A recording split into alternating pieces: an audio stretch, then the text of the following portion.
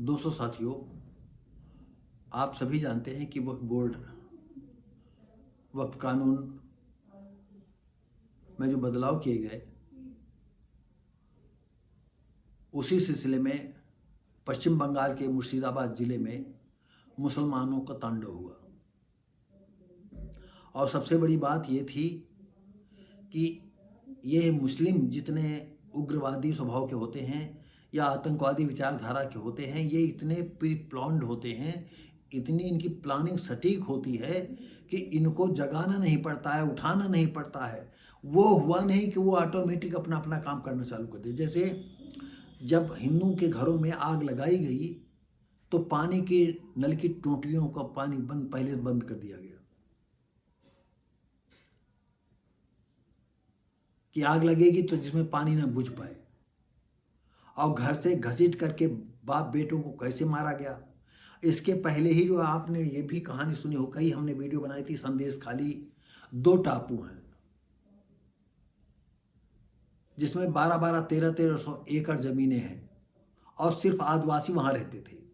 वहाँ उन आदिवासियों को बेदखल करके शाहजहां शेख ने क्या क्या कुकृत्य किए हैं, उनकी बहन बेटियों को कैसे मौज मस्ती का साधन बनाया है। और यहाँ तक कि बड़े बड़े पुलिस अधिकारियों की भी टट्टी वहाँ ढीली होती रही है, उनका पिछवाड़ा हर वक्त गीले रहा है। और वो था बांग्लादेश का शाहजहां शेख, और यहाँ छोटा मोटा जो है कोई पद उसको मिल गया था। ममता बनर्जी दीदी ने जो है पार्टी से दे दिया था चुनाव लड़ने के लिए।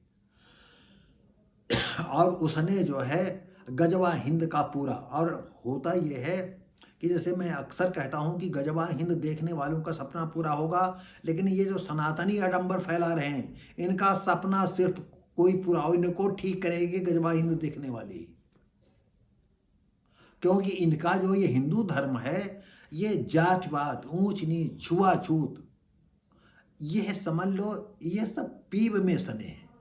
ये ऐसा पीब है कि इसमें सब सने हैं। और सवर्ण जो है किसी कीमत पर शूद्र समाज को, यसी समाज को, दलित समाज को ये खुशहाल नहीं देखना चाहता है किसी कीमत पर। और इनकी ये ख्वाहिश पूरी करेंगे गजवा हिंद देखने वाले की। क्या बताएं, हम भी ससुराल समझ गए थोड़ा सा, तो जो हम बीजेपी के कभी कभी फेवर में बोल देते हैं जो सही बात होती है। अन्यथा ये लोग तो जो है सिर्फ ये ब्राह्मण ठाकुर बनियों की सरकार है, सवर्णों की सरकार है। ये उन्हीं के हित में काम करती है। वो आप अच्छी तरह जानते हैं, न्यायपालिका, कार्यपालिका, विधायिका, सब इन्हीं पर इनका कब्जा है। जितने अधिकारी छोटे से बड़े तक का सब यही लोग कब्जा जमाए हुए हैं। और ये सूद समाज का आदमी ही, इसको तो मरना ही है। अरे ये मरेंगे ऐसे कुड़ कुड़ कर मरेंगे, जैसे आजकल गौशालाओं में नहीं भूखों प्यासे तड़प तड़प कर मर रहे हैं, ऐसे ही मरेंगे। अब जो काम का समय होगा 12 घंटा होगा, वो तो अम्बेडकर की देन थी जो 8 घंटा कर दिया था। ये मरेंगे ऐसे दिन दहाड़े, क्योंकि इनकी मरने की नीयत ही ऐसी है।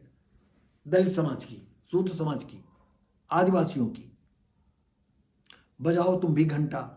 अरे वो तो इतना घंटा बजाते हैं जिसके उनके पास अरबों खरबों की संपदा है। तुम्हारे पास क्या है? रोज खाते हो, रोज कमाते हो, फिर भी तुम घंटा बजाते हो।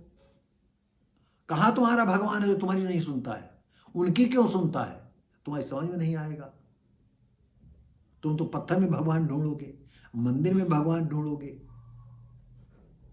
क्या कहा जाए। तो दोस्तों साथियों, आइए मुर्शिदाबाद की ममता बनर्जी के सिलसिले में जो है अमित शाह जो है, जो मुर्शिदाबाद की घटना हुई उसके बाद अमित शाह जी का जो है पहला ये दौरा था।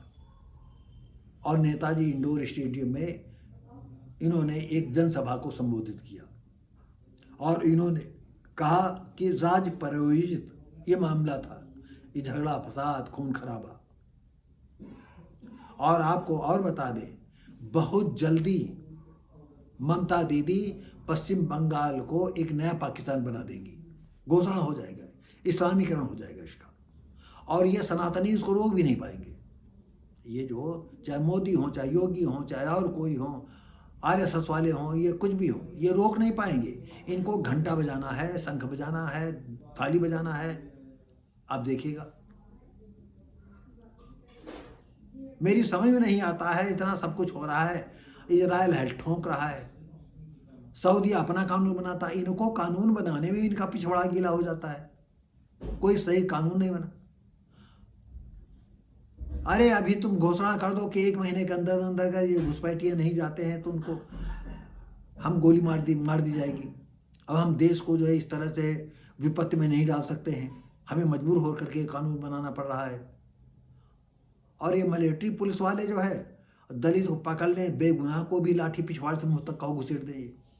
और जब ये मेहमान वाले घुसपैठिए या आतंकवादी मिल जाते हैं तो कहो खुद अपने डाल ले। किस तरह से इनकी जेलों में अवभगत होती, किस तरह थानों में हवालातों में इनकी पूजा की जाती है, क्या कहा जाए।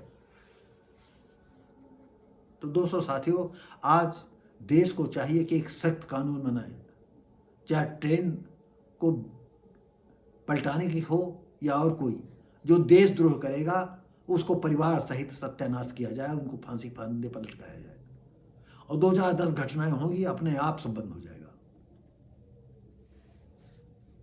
तो आइए हम अब घटना की ओर थोड़ा सा गौर करते हैं। मुर्शिदाबाद दंगे राज्य प्रायोजित वोट बैंक के लिए ऑपरेशन सिंदूर का विरोध।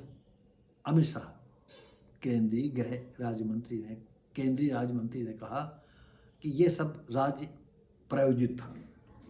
केंद्रीय गृह मंत्री ने कोलकाता में कहा, ममता दीदी के बंगाल की महान धरती को घुसपैठियों, भ्रष्टाचार व हिंदुओं के दुर्व्यवहार का केंद्र बना दिया है। बिल्कुल सही बात है, अमित शाह की ये बात टोटली बिल्कुल सही है।